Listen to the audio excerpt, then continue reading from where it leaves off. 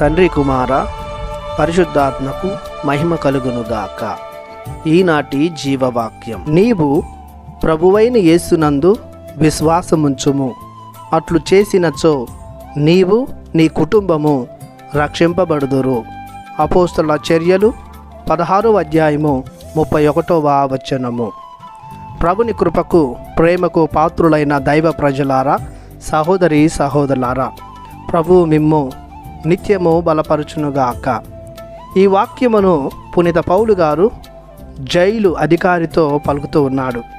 సువార్తను బోధిస్తున్న పౌలును శిలాసును కారాగారంలో ఉంచినప్పుడు ఆ రాత్రి దేవదూత వచ్చి వారిని విడిపించు సందర్భంలో పౌలు గారు అతనితో ఈ మాటలు పలికి ఉన్నారు.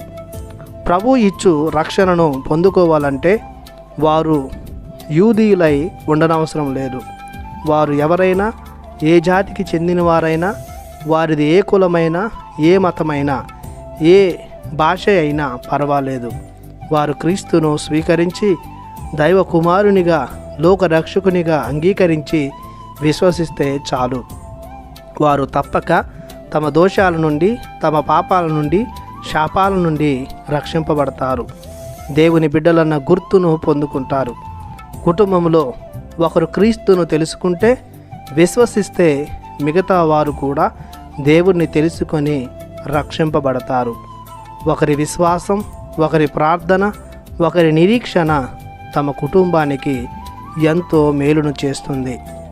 వారు సత్యవంతుడైన దేవుణ్ణి తెలుసుకొని మనసు మార్చుకొని తమ జీవితాలను శుద్ధిగావించుకొని బలవంతులవుతారు. జీవితంలో గొప్ప అంతస్తులను చేరుకుంటారు. అబ్రహాము ప్రభునిలో విశ్వాసం ఉంచడం వలన తన కుటుంబము, తన జాతి, తమ వారసత్వం అంతా కూడా దేవుని కృపకు పాత్రులయ్యారు. అలాగనే కుటుంబంలో ఒకరి విశ్వాసం, ఒకరి దైవ ప్రేమ మిగతా సభ్యులందరికీ దీవెనగా మారాలి. వారు ఎంతటి మూర్ఖులైనా కావచ్చు, తమ మనసులను మార్చుకొని నీతిమంతులుగా జీవిస్తారు. విశ్వాసం ఒక్కటే సరిపోదు, విశ్వాసాన్ని రుజువు చేసే క్రియలు కూడా చేయాలి. కుటుంబాలకు, సంఘానికి ఆదర్శంగా ప్రతి క్రైస్తవుడు, ప్రతి విశ్వాసి నిలబడాలి.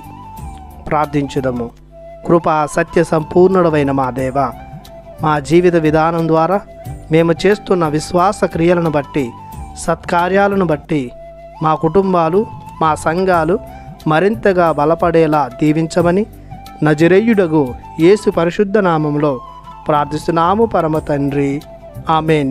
దేవుడు మిమ్ము దీవించునుగాక. ఆమెన్.